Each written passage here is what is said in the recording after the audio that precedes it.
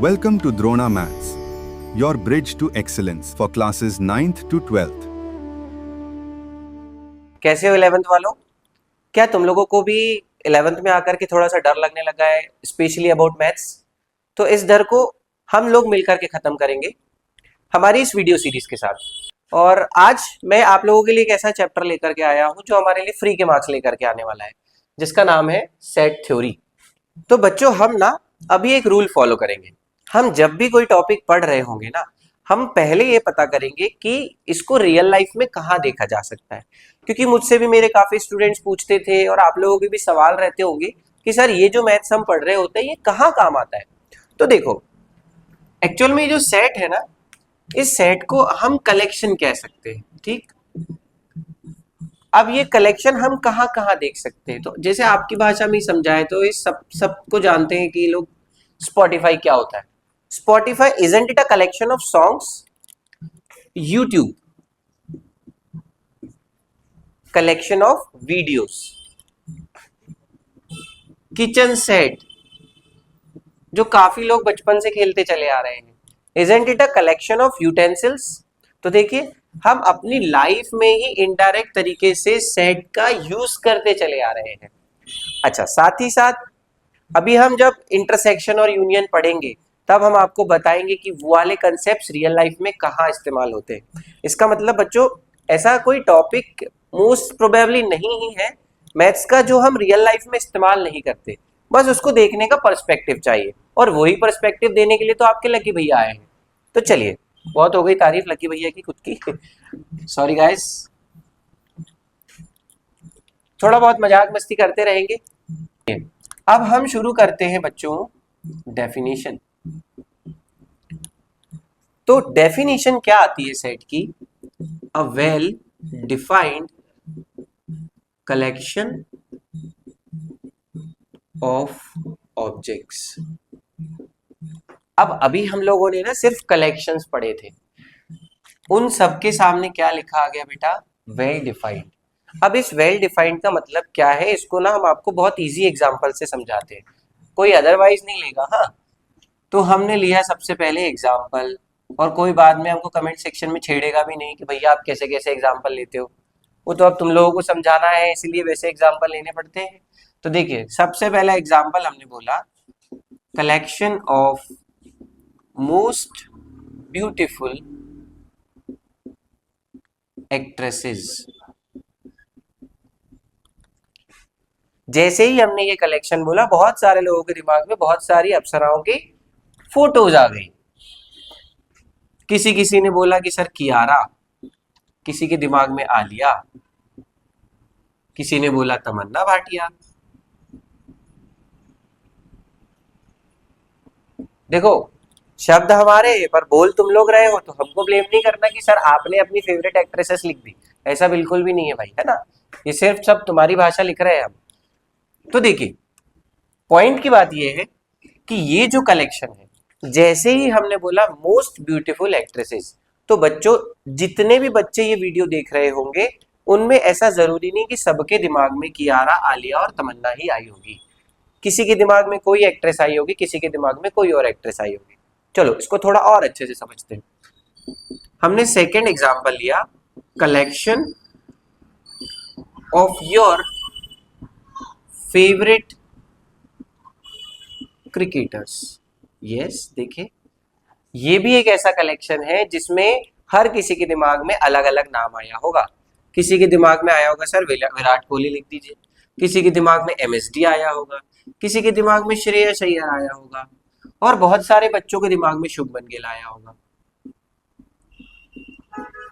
तो देखिए, ये वाला कलेक्शन भी ऐसा था जो वेराई कर रहा है फ्रॉम पर्सन टू पर्सन, और यही सेट में नहीं होना चाहिए। ये सेट में नहीं होना चाहिए।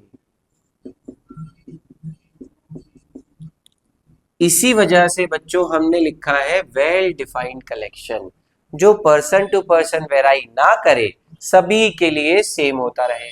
अब उसका एग्जाम्पल तो क्या हम ये बोल दें कि भैया ये तो सेट नहीं हो सकता और ये भी सेट नहीं हो सकता, तो सेट क्या हो सकता है? फिर से एग्जाम्पल लिया हमने, तीसरा एग्जाम्पल हमने कहा कलेक्शन ऑफ अल्फाबेट्स। तो देखो इसमें एक चीज है जो नहीं हो रही है, varying from person to person. सबके दिमाग में एक ही बात आई, ए टू जेड, इसी वजह से हम इसको सेट कह देंगे बच्चों। Fourth, collection of natural numbers, ये भी एक सेट होगा बिकॉज ये पर्सन टू पर्सन वेराई नहीं करने वाला है। ये दो एग्जाम्पल और ये दो एग्जाम्पल से आपको क्लियर हो गया होगा कि किसे सेट कहते हैं और किसे सेट नहीं कहते। पर अब हमको कैसे पता चलेगा कि आपको समझ में आ गया? तो कमेंट सेक्शन में आप ये फिफ्थ सेट बताएंगे, कलेक्शन बताएंगे कि ये सेट होगा कि नहीं होगा। Collection of most dangerous animals. तो आप ये हमको कमेंट सेक्शन में बताएंगे कि ये सेट होगा या फिर नहीं होगा। तो यहां पर आई होप आप लोगों को अब पूरी एक डेफिनेशन और सेट का कोर कंसेप्ट तो समझ में आ गया होगा। अगला टॉपिक जो अब हमारा आने वाला है वो है रिप्रेजेंटेशन ऑफ सेट। चलिए बच्चों, अब अभी हम लोगों ने डेफिनेशन कंप्लीट कर लिया है ना, तो अब क्योंकि हम सेट को थोड़ा सा जान गए तो हम कुछ सेट होंगे जो हमको आगे तक अब पूरे मैथ्स में काम आने वाले हैं। कुछ स्पेसिफिक सेट है जिनको एक नाम दे दिया गया। अच्छा, उससे पहले एक चीज और बता दें हम, तो हम बता देते हैं आपको नोटेशन कि हम एक सेट को लिखते कैसे। तो देखिए, सबसे पहले a set is always denoted by capital letters of English alphabets। ये पहली चीज। सेकेंड चीज कि elements are written under the curly braces या ब्रैकेट्स। तीसरी बात, elements can never be repeated in a set. हम लोग सेट के अंदर कभी भी किसी एलिमेंट को रिपीट नहीं कर सकते। जैसे 1 2 3 4 अगर हमने लिखा तो 2 को 2 बार नहीं लिख सकते, एक बार अगर मेंशन कर दिया तो वो एक ही बार रहेगा। अब देख लेते हैं, विजुअलाइज करते हैं कि सेट कैसा दिखता है। तो जैसे ही हमने बोला कलेक्शन ऑफ वॉवेल्स, तो दिमाग ने बोला कि भैया के बताए के हिसाब से वॉवेल्स एक सेट होगा क्योंकि ये पर्सन टू पर्सन वेराई नहीं कर रहा, तो इसको डिनोट करेंगे हम कैपिटल ए से। कोई भी अल्फाबेट से लिख सकते हो आप। हम बनाएंगे कर्ली ब्रैकेट्स और लिख देंगे ए ई आई ओ यू। अब हो सकता है किसी के मन में सवाल आए कि भैया आपने ए ई आई ओ यू लिखा है, मैंने अगर यू पहले लिख दिया, ई बाद में लिख दिया, आई उसके पहले लिख दिया, ओ बाद में लिख दिया, तो गड़बड़ हो जाएगा क्या? तो बिल्कुल भी नहीं होगा। हम ऐसे भी लिख सकते हैं इसको ई ए ओ यू आई, क्योंकि एक रिमार्क ये कहता है दैट ऑर्डर और sequence of elements in a set is immaterial. अरे यार भैया, क्या बड़ी इंग्लिश फेंक के मार दिया आपने। इमटेरियल का मतलब मैटर ही नहीं करता। आप किसी भी ऑर्डर में लिखो वो सेट माना जाएगा। ठीक है बेटू?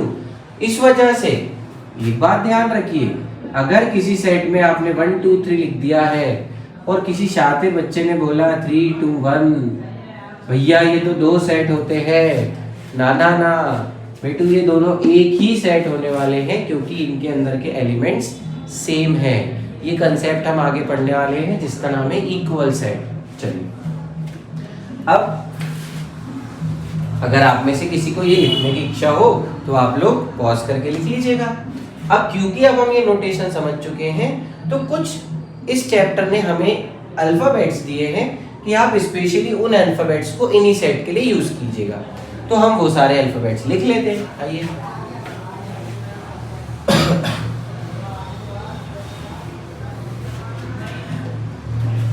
तो सम स्पेशल नोटेशंस,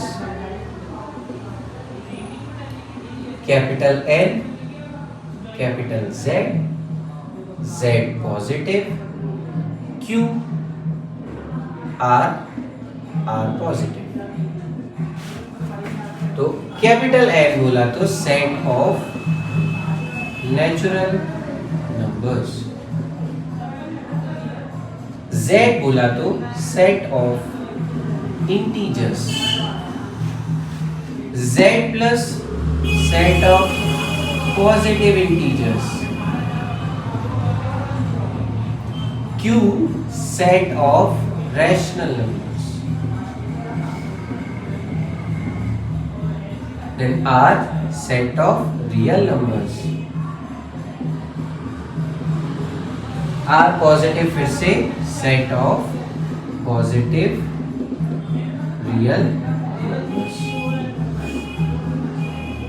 अभी के लिए तो इतना याद रखते हैं, अगर कुछ छूटा होगा तो वो हम आगे आपको अगले वीडियोस में बता दिया करेंगे। चलिए, इसको तो आप बढ़िया सावधानी से इंपॉर्टेंट तरीके से भाई नोट कर लीजिए। और अब हम चलेंगे रिप्रेजेंटेशन ऑफ सेट की तरफ।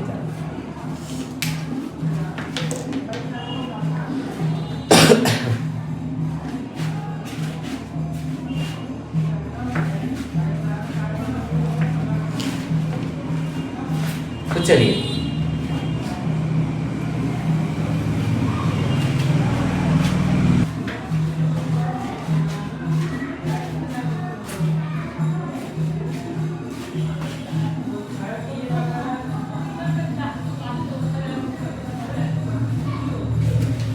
चलिए बच्चों, अब क्योंकि हम डेफिनीशन, नोटेशन और सेट को कैसे लिखते हैं वो सब कुछ समझ चुके हैं, तो अब बारी आती है बेटा रिप्रेजेंटेशन ऑफ अ सेट। अब ये क्यों पढ़ रहे हैं? क्योंकि बेटू हम लोगों ने ना अभी सेट को दो तरीके से लिखा, अगर आपने ध्यान दिया होगा। पहले तो हमने इंग्लिश में लिखा, भारी इंग्लिश में, दूसरा कर्ली ब्रैकेट बना के सिर्फ एलिमेंट्स के फॉर्म में लिस्ट करके लिख दिया, कॉमा से सेपरेट करके। तो वो ही हो गए दो form. The first one is roster form and the second one is set builder form. इसको ज्यादा कॉम्प्लिकेटेड नहीं करेंगे, अपनी सीधी सादा भाषा में समझ लेंगे। देखो कैसे। सबसे पहले आता है रोस्टर फॉर्म। तो इन दिस फॉर्म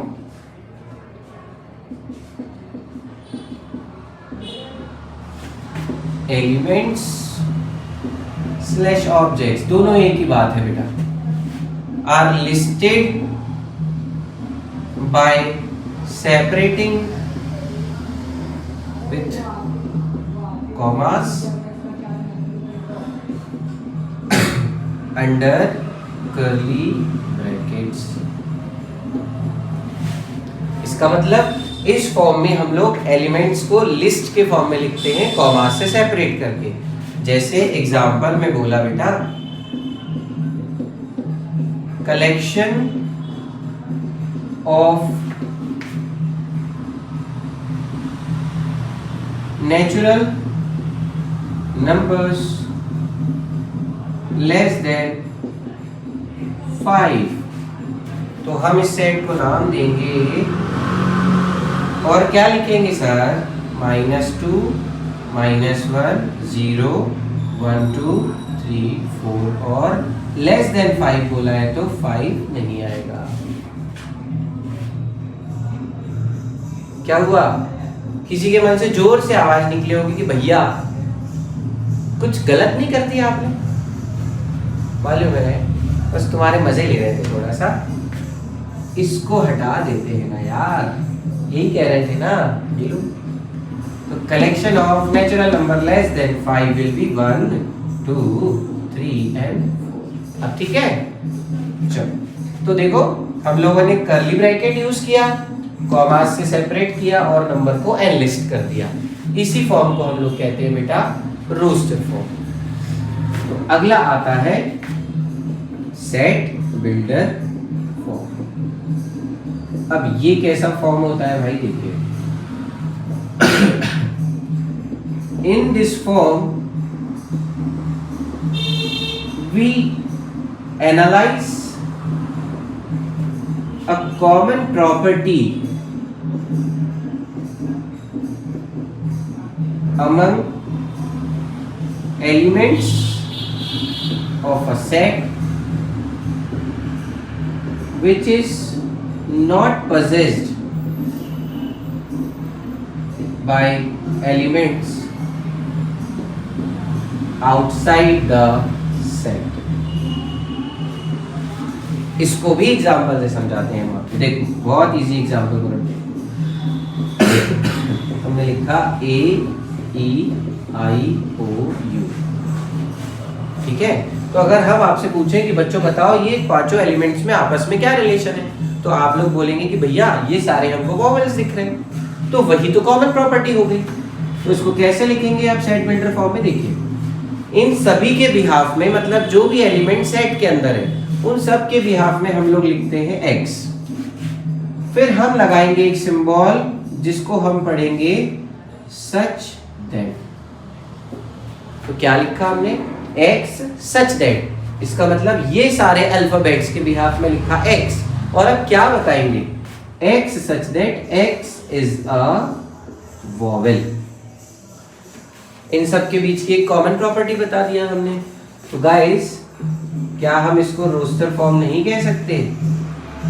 और अगर ये रोस्टर फॉर्म है तो ये आ गया उसका सेट बिल्डर फॉर्म। तो देखो साइड बाय साइड ही देख ले अगर, तो क्या बोला हमने? रोस्टर फॉर्म में एलिमेंट्स को लिस्ट के फॉर्म में कॉमास से सेपरेट करके लिखते हैं, जबकि सेट बिल्डर फॉर्म में उन्हीं एलिमेंट्स के बीच की एक कॉमन प्रॉपर्टी लेकर के उसको इस तरीके से एक्सप्लेन करते हैं। अच्छा एक एग्जांपल और लेकर समझते हैं। हमने लिया 2 4 6 8 10। तो भाई इसको देख करके काफी लोगों के मन में आया होगा कि भैया ये मल्टीपल ऑफ 2 है। आई बेट बहुत सारे लोगों के मन में आया होगा। तो बेटू आप लोग गलत बिल्कुल नहीं हो, बट दिक्कत क्या है ना, हमने सेट की डेफिनेशन में एक वर्ड लिख लिया है जो हमको बहुत परेशान करेगा, बिल्कुल ही नहीं मानेगा। ये लिखा है हमने वेल डिफाइंड कलेक्शन।